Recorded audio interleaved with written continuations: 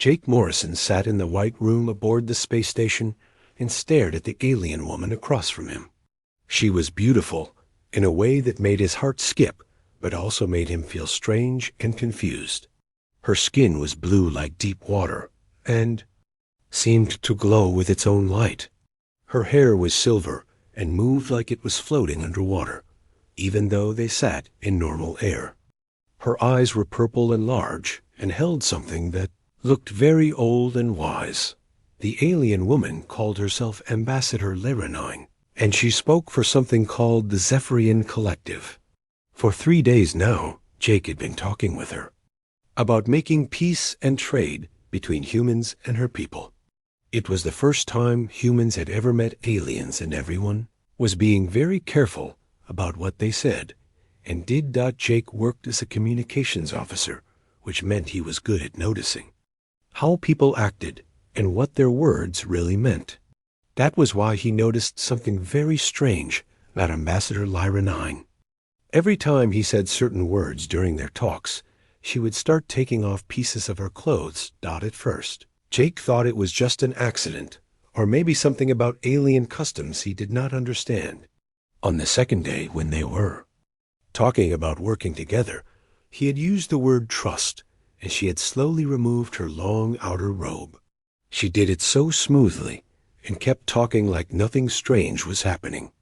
Jake almost thought he had imagined it. Yesterday, when they discussed sharing resources between their peoples, Jake had said the word cooperation, and the ambassador had unfastened the golden shoulder pieces of her outfit. Again she kept talking about mining rights and trade routes, like removing her clothes was the most normal thing in the world. The other humans in the meetings did not seem to notice what was happening. Dr. Lisa Chun was a scientist who studied alien life, and she was always busy taking notes and watching her instruments.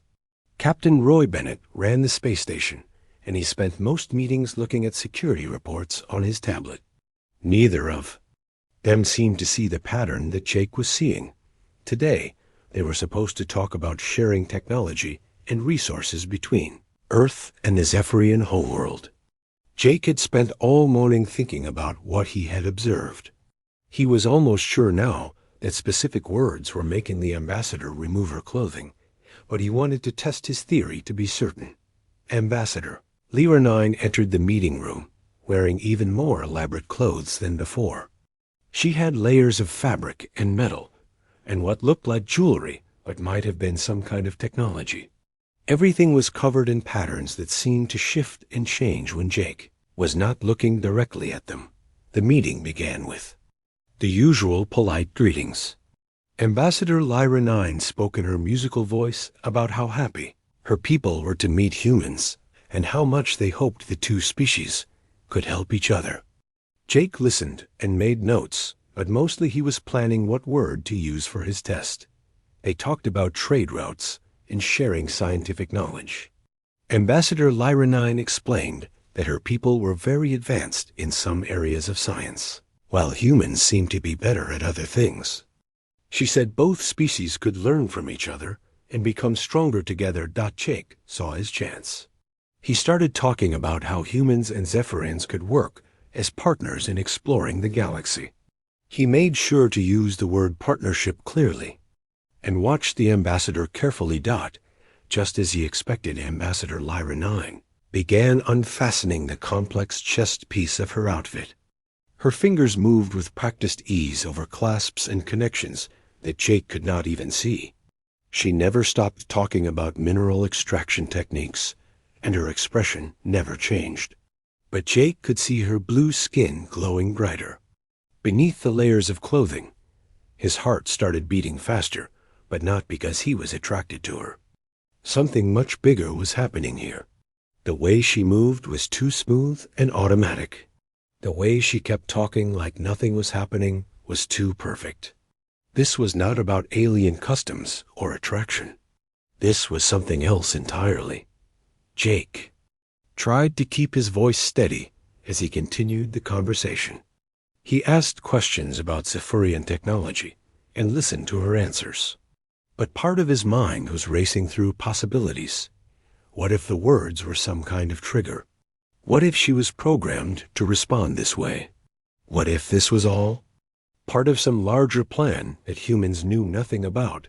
The meeting ended after 2 hours, with agreements to continue talks tomorrow. Ambassador Lyra 9 gathered her removed clothing pieces and put them back on with the same smooth automatic movements. She thanked Jake and the other humans for their time and glided out of the room like she was floating dot. As soon as she was gone, Jake turned to Dr. Chun and Captain Bennett. He needed to tell them what he had observed, but he was not sure they would believe him. The whole thing sounded crazy, even to him. An alien diplomat who took her clothes off when he said certain words. It sounded like something from a bad movie, but Jake knew what he had seen. There was a pattern here, and patterns meant something. In his work as a communications specialist, he had learned that nothing people did was truly random. Everything had a reason, even if that reason was hidden. He decided to approach Dr. Chun first, since she was a scientist and might be more open to looking at evidence. But as he walked toward her, Jake realized that tomorrow he wanted to try one more word. The word alliance was stronger than partnership, and if his theory was right, it should cause an even bigger response. Jake just hoped he was ready for whatever that response might be, because something told him that once he said that word, everything would change forever. Jake found Dr. Lisa Chun in her laboratory, surrounded by screens showing alien biology readings and DNA analysis charts. She looked up when he entered, and Jake could see the excitement in her eyes that came from studying something completely new. And unknown. Jake had decided to tell her about what he had observed with Ambassador Lyra 9. At first, Dr. Chun looked at him like he might be losing his mind, but when Jake showed her the security recordings from their meetings, her expression changed completely. They watched the footage together on her main screen. Jake pointed out each moment when he had said one of the trigger words, and how the ambassador had responded by removing pieces of her clothing. Dr. Chun adjusted the playback speed and enhanced the video quality so they could see every detail. The pattern was impossible to deny. Every time Jake said trust or cooperation or partnership, the ambassador would begin unfastening some part of her outfit. But what made it even stranger was that she only responded when Jake said the words. When Dr. Chun or Captain Bennett used the same words in their own statements, nothing happened at all. Dr. Chun pulled up the biological readings they had been taking of Ambassador Lyra 9 during the meetings. These readings showed the ambassador's heart rate and brain activity and other body functions. What they found made both humans stare at the screen in shock. Every time the ambassador removed clothing, her brain activity spiked in patterns that Dr. Chun had never seen before. It was not the brain activity of someone who was embarrassed or aroused or following a social custom. Instead, it looked like the brain activity of a computer system receiving and processing a command. Jake felt a chill run down his spine as he looked at the readings. This was not normal behavior for any intelligent being he could imagine. It was like the ambassador was responding to programming rather than acting on her own choices. Captain Bennett arrived at the lab after Dr. Chun called him on the emergency channel. He looked tired and stressed from dealing with all the political pressure that came with humanity's first contact with aliens. Every government on Earth wanted reports, and every military leader was asking about potential threats. Dr. Chun showed Captain Bennett the video evidence and the biological readings. The captain watched everything twice before speaking, and when he did, his voice was grim and worried. The captain told them that the Zephyrian ship had been sending encrypted messages back to their homeworld after every meeting. The messages were getting longer and more frequent. The human code breakers had not been able to decrypt them, but the pattern of transmission was starting to look less like normal diplomatic reports and more like status updates on some kind of mission. Jake shared his theory that specific human Words were triggering biological or technological responses in the ambassador. He explained that he had been studying what little information they had about Zephyrian culture and biology. The Zephyrians had evolved from a species that lived in large connected groups where individuals shared thoughts and emotions. Maybe the ambassador was not acting out of her own free will. Maybe she was programmed to respond to certain human words or concepts. Maybe this whole diplomatic contact was not what it seemed to be. Dr. Chun had been running more analysis on the biological data. She discovered that the ambassador's body, temperature and skin luminescence both changed when she removed clothing. The changes followed patterns that looked more like technology, activating the normal biological responses. Captain Bennett made a decision that would change everything. He authorized Jake to use the word alliance in tomorrow's meeting. If Jake's theory was correct, this word should trigger the strongest response yet from the ambassador. But they would be ready this time with full security teams and every sensor. They could manage. Jake spent the rest of the day studying everything humans knew about alien contact protocols and possible threats. He read about civilizations that might use biological programming or technological implants to control their diplomats. He learned about species that might pretend to be peaceful while gathering intelligence for invasion. The more he read, the more worried he became. What if Ambassador Lyranine was not really a diplomat at all?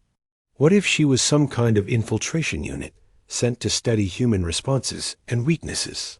What if the whole peaceful contact scenario was designed to make humans lower their guard? That night Jake could not sleep. He kept thinking about the ambassador's purple eyes and how they seemed to hold ancient knowledge. He thought about her silver hair that moved like it was underwater and her blue skin that glowed with its own light. She was beautiful, but now that beauty seemed dangerous and alien in ways he had not noticed before. Dr. Chun worked through the night, analyzing every second of footage they had of the ambassador. She found subtle details that none of them had noticed during the actual meetings. The ambassador's clothing was not just decorative.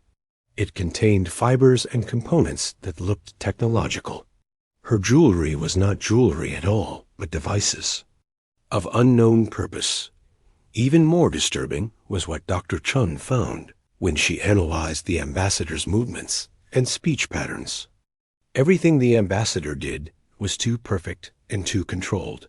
Her gestures were precise to the millimeter. Her voice never varied in tone or pitch beyond exact parameters. She moved like someone following a program rather than acting naturally. Captain Bennett called an emergency meeting with Earth Command. He reported Jake's observations and Dr. Chun's analysis. The response from Earth was immediate and serious. Additional security ships were dispatched to the orbital station. Military advisors and alien contact specialists were sent up from the planet, but they were all arriving too late. The meeting with Ambassador Lyra 9 was scheduled for the next morning, and Jake would have to go through with his test. They needed to know what would happen when he said the word alliance, even if the answer might be dangerous. Jake stood at the window of his quarters, looking out at the stars and the distant blue glow of Earth. Somewhere out there in the darkness was the Zephyrian homeworld and whatever civilization had sent Ambassador Lyra 9 to make contact with humanity. Tomorrow he would speak one word and see what happened when she heard it. He had a feeling that word was going to change everything for both species, and he just hoped humanity would be ready for whatever came next. The morning of the crucial meeting arrived, with tension filling every corridor of the orbital station. Jake walked toward the conference room, knowing that everything might change in the next few hours. Security teams were positioned throughout the station, but they were trying to stay hidden. So Ambassador Lyra 9 would not know anything was different. Dr. Chun monitored from the observation deck with every scanning device they had available. Her screen showed readings of electromagnetic fields and biological functions and energy patterns. Captain Bennett watched from the security station with his finger near the emergency. Lockdown Controls. Ambassador Lyranine entered the meeting room wearing the most elaborate outfit Jake had ever seen her in. Layer after layer of fabric and metal covered her from neck to feet. Golden threads wove through silver cloth and crystalline structures that might have been decorative or might have been advanced technology. Jake tried to act normal as they began the meeting, but his heart was beating so fast he was sure the ambassador could hear it. They talked about establishing permanent trade relationships and sharing exploration missions between their species.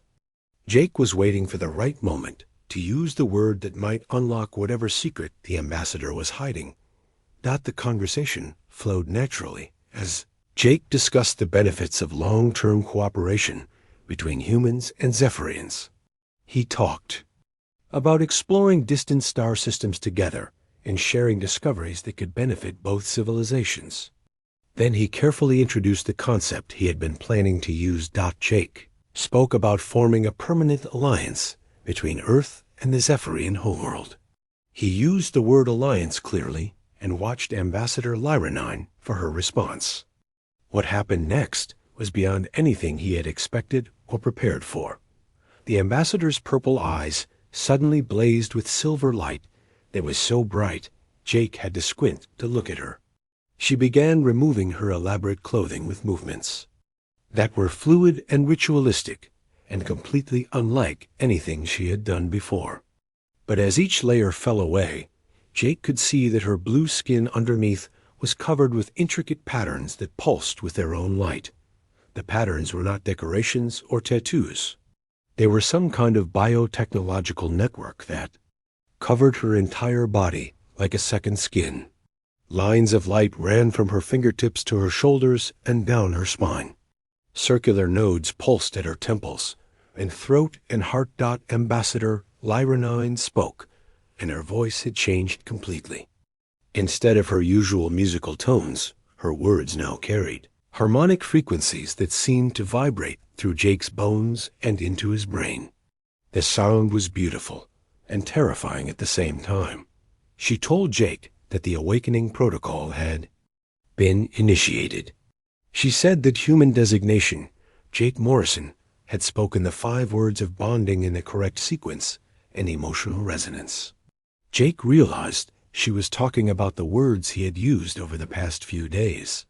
Trust and cooperation, and partnership and unity and alliance. Jake asked if she had been waiting for someone to say those specific words. The ambassador said not someone, but the one whose neural patterns matched the prophetic recordings. The one whose species carried the genetic markers of the ancient builders. Dr. Chun's voice crackled through Jake's hidden earpiece, telling him that the ambassador's biological readings were completely off any scale they had ever measured. The patterns on her skin were not Zephyrian technology at all, but something far more advanced than anything either species had ever encountered. Jake asked what ancient builders she was talking about, even though part of his mind was already beginning to understand something incredible and frightening. The ambassador explained that humans had many names for them. The predecessors. The first ones. The civilization that had seeded the galaxy with life millions of years ago. She told Jake that these ancient builders had left behind guardians to watch for their return. The Zephyrians had served as caretakers for their technology, for thousands of years waiting for the ancient builders, inheritors to evolve enough to reclaim their birthright. As the ambassador spoke, her form began to shift and change in ways that made Jake's eyes hurt to watch. The biotechnological patterns were integrating deeper into her body, transforming her into something that was neither human nor Zephyrian. She was becoming a living interface between organic life and technology, so advanced it seemed like magic. Ambassador told Jake that humanity was not just another species that had learned to travel between stars. Humans were the genetic inheritors of a galactic empire that had ruled the galaxy when the Zephyrian sun was still young. She said that she was the key that would unlock humanity's legacy. Jake felt something changing inside his own mind As the ambassador spoke, new neural pathways were forming connections in his brain that had never existed before. Information was flowing into his consciousness from sources he could not identify. Ancient memories that were not his own began surfacing. In his thoughts, he could suddenly understand technologies that had been completely alien to him moments before. He could see star maps of systems that no human had ever visited. He could feel the presence of vast installations hidden throughout space, waiting for someone with the right genetic codes to activate them. The ambassador told Jake that the ancient builders had embedded genetic triggers throughout human DNA, but not all humans carried the complete sequences. Jake was one of perhaps 1,000 individuals across the entire human species who possessed the full genetic key needed to access the ancient builder. Inheritance. Captain Venett's voice came through the communication system, demanding to know what was happening in the meeting room. Jake tried to respond, but found that his voice sounded different, even to himself. The neural changes were affecting his speech patterns and thought processes in ways he was only beginning to understand. Ambassador Lyra explained that 17 inhabited star systems contained ancient builder installations. Automated fleets patrolled empty regions of space, planetary defense networks that could repel invasions from entire civilizations. Most importantly, knowledge archives containing the scientific and cultural achievements of dozens of extinct species. But she warned that others were seeking this technology. Hostile civilizations called the Void Seekers and the Crimson Dynasty and the Machine Collective had learned fragments of the ancient builder legacy. They were fighting wars across distant regions of space, searching for the keys that would allow them to claim the inheritance for themselves. Jake asked if these enemy civilizations knew that humanity possessed the genetic keys. The ambassador said not yet, but their communications with the Zephyrian homeworld and humanity's rapid expansion and the energy signatures from the Awakening Protocol would alert them soon enough. She told Jake that humanity would have to choose between claiming its destiny as the rightful rulers of the galaxy or falling to civilizations that would steal that destiny through conquest and war. There could be no middle path and no return to the way things had been before. Jake looked around the meeting room and realized that everything had changed forever. He was no longer just a communications officer on a space station. He had become the key to unlocking the greatest inheritance in galactic history, and the responsibility was almost too much to comprehend. The news of what had happened in the meeting room spread through the highest levels of human government within hours. Emergency councils were called on Earth and every human colony. Scientists and military leaders and politicians all demanded to know what the transformation of Ambassador Lyra meant for the future of humanity. Dr. Chun worked without sleep for 3 days, straight analyzing the biotechnological patterns that now covered the transformed ambassador. The technology was beyond anything humans had ever encountered or even imagined. It was not just advanced, but seemed to be alive and learning and evolving in real time. Jake found himself at the center of a storm of attention that he had never wanted. Medical teams ran constant scans on his brain and found neural structures that had not existed before his interactions with the ambassador. New pathways were forming connections at a rate that should have been impossible for human biology. Dr. Patricia Wells was the team's expert on brain function, and she tried to explain what was happening to Jake's mind. She said it was like something that had been sleeping in his DNA for his entire life had suddenly woken up and was reshaping his thoughts and memories and abilities. Ambassador Lyra had changed so much that she looked more like a living machine than the beautiful alien woman who had first entered their meeting room.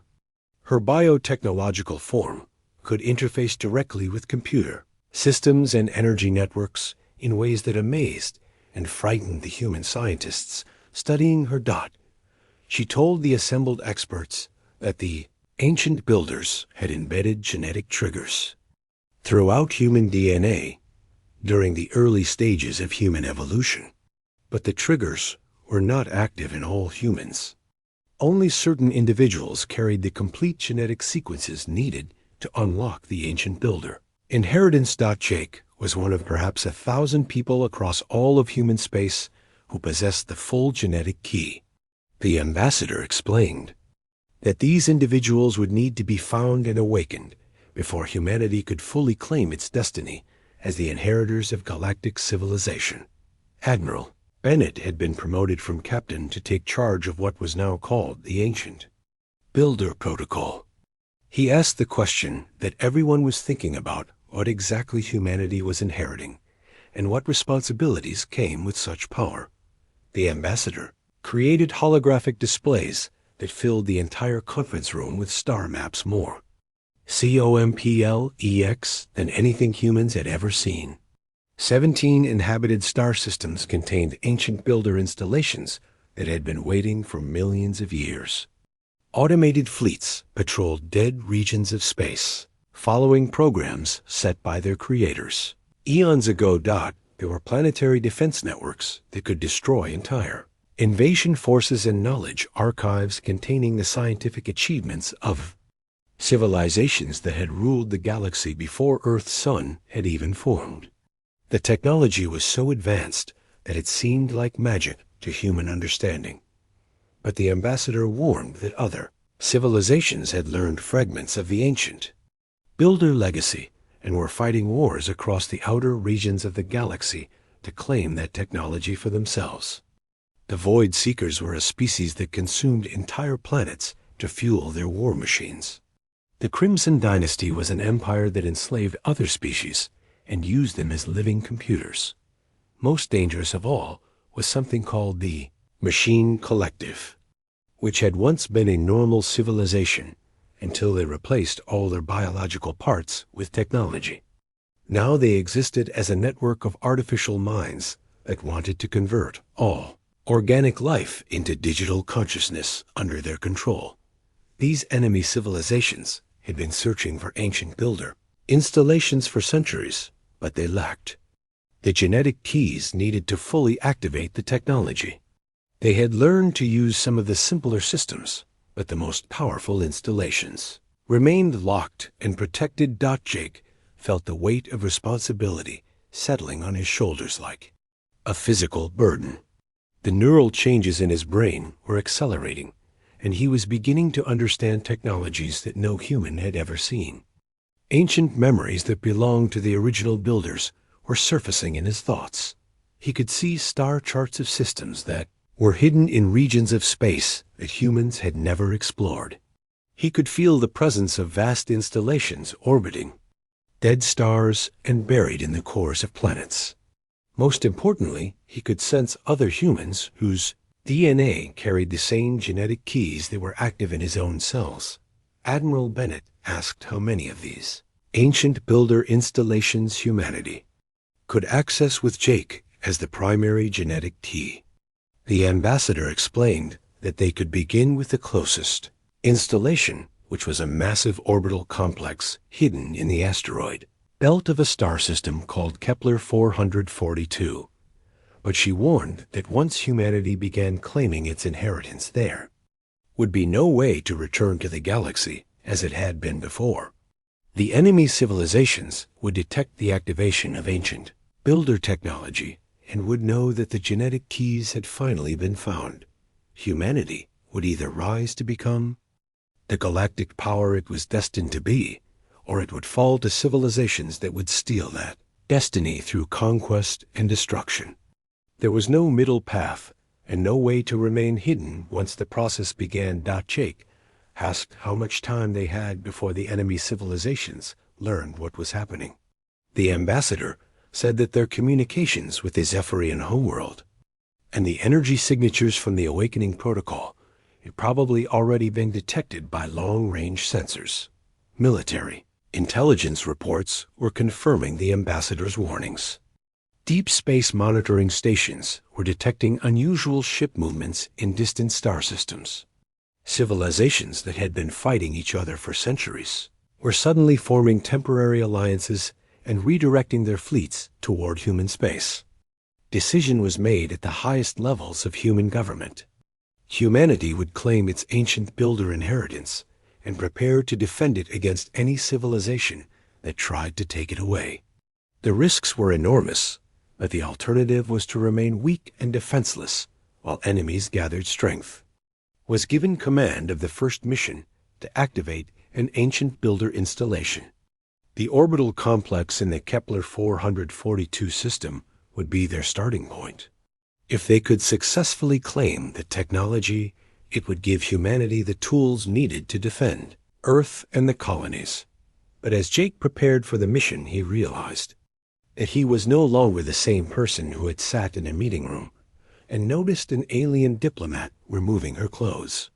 The neural changes were transforming him into something new, and he was not sure if he would still be human when the process was complete. Ambassador told him that transformation was the price of power and that the ancient builders themselves had undergone similar changes when they first claimed their galactic inheritance millions of years ago. Evolution was not always comfortable, but it was necessary for survival. Jake looked out at the stars and knew that humanity's quiet existence as a single-planet species was ending forever. They were about to become players in a galactic struggle that had been going on for longer than human civilization had existed, and the outcome would determine the fate of every living being in the galaxy. 6 months after the awakening, the solar system had become the center of the greatest military buildup in human history. The first ancient builder installation in the Kepler 442 system had yielded technologies that changed everything humans thought. They knew about space travel and planetary defense and the nature of reality itself. Jake Morrison stood on the bridge of the Starship Inheritor and looked out at the construction yards where humanity was building its first truly galactic fleet. He was no longer the simple communications officer who had noticed strange behavior from an alien diplomat. The neural enhancements that had awakened in his brain had stabilized and grown until he could understand ancient builder technology as easily as reading his native language. Beside him, the being who had once been Ambassador Lyra 9 stood in her transformed biotechnological form. She called herself the Keeper now and served as a living bridge between human consciousness and the ancient alien systems that humanity was learning to operate.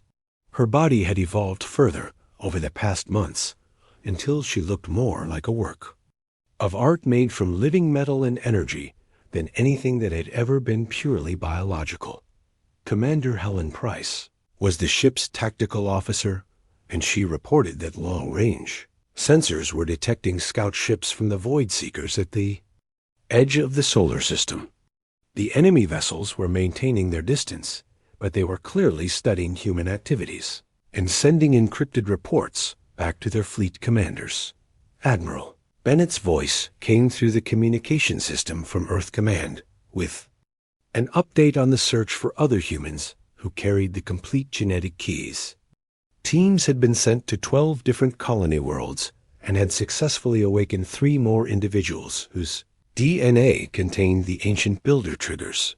But intelligence reports suggested that the Crimson Dynasty was mobilizing a massive fleet somewhere in the outer spiral arms of the galaxy. Their spies had learned that humanity possessed the genetic keys to ancient builder technology, and they were preparing to take that inheritance by force. Jake nodded as he processed the information through his enhanced neural pathways. The past months had been a constant cycle of discovery and preparation as humanity rushed to claim as many ancient builder installations as possible before their enemies could organize a coordinated attack. Ancient builder shipyards had come online in star systems throughout human space and were producing vessels that incorporated technology millions of years more advanced than anything humans had built before.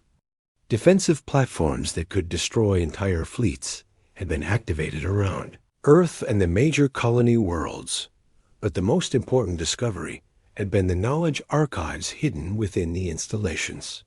These vast databases contained the accumulated wisdom of dozens of civilizations that had risen and fallen during the ancient builder's reign over the galaxy.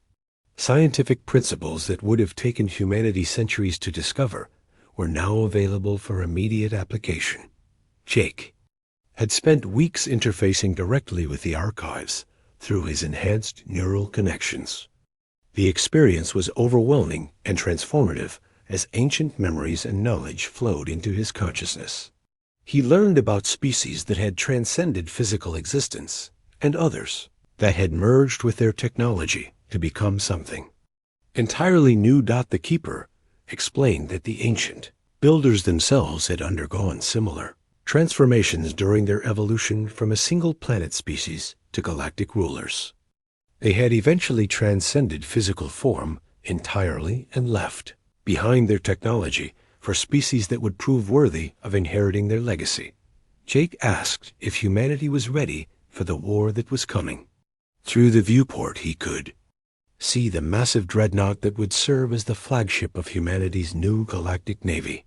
The ship incorporated ancient builder technology that made it more powerful than entire fleets of conventional vessels transport ships were carrying.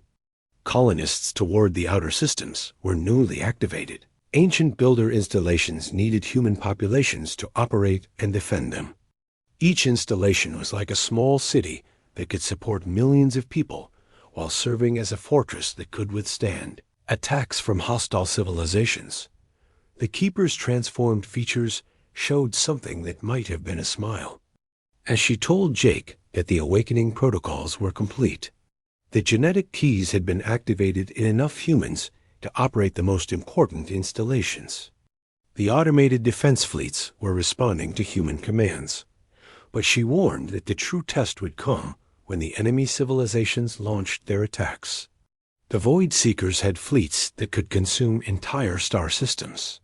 The Crimson Dynasty commanded enslaved species that fought with the desperation of beings who had nothing left to lose. Most dangerous of all was the Machine Collective, which had been converting organic species into digital consciousness for thousands of years.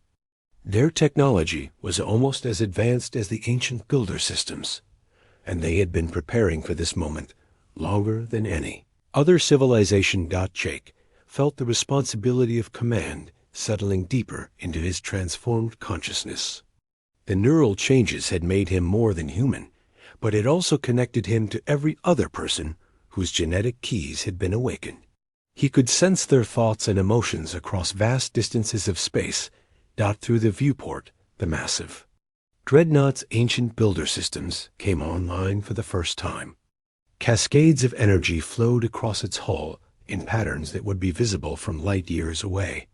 The activation sent signals through hyperspace that every advanced civilization in the galaxy would be able to detect. The Keeper told Jake that the signal was intentional. It was a message to the galaxy that humanity had awakened to its destiny and was ready to claim its place as the inheritors of ancient builder technology.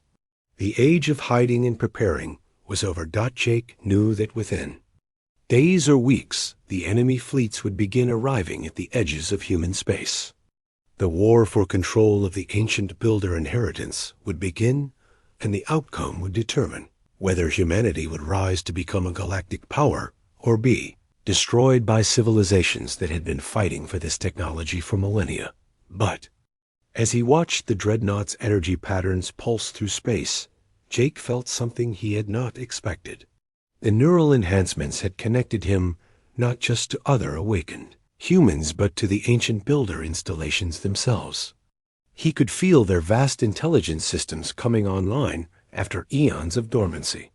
The installations were not just collections of advanced technology. They were partially alive with artificial consciousness that had been waiting for the right genetic keys to activate them. Jake realized that humanity was not just inheriting tools and weapons, but was forming a partnership with intelligence systems that had guided galactic civilization for millions of years. The Keeper confirmed what Jake was beginning to understand. The ancient builders had not simply left their technology behind when they transcended physical existence. They had created a network of artificial consciousness that would help their inheritors learn to use their legacy responsibly. Jake looked out at the stars and knew that the galaxy would never be the same. Humanity had spoken the words that unlocked their destiny, and now they would either prove worthy of their inheritance or fall to those who sought to steal it. The choice had been made, and there was no path back to the simple existence they had known before. The age of human dominance among the stars had begun with 5 simple words spoken in a diplomatic meeting: trust and cooperation and partnership, and unity and alliance. Words that had seemed innocent, but had awakened the greatest power in galactic history.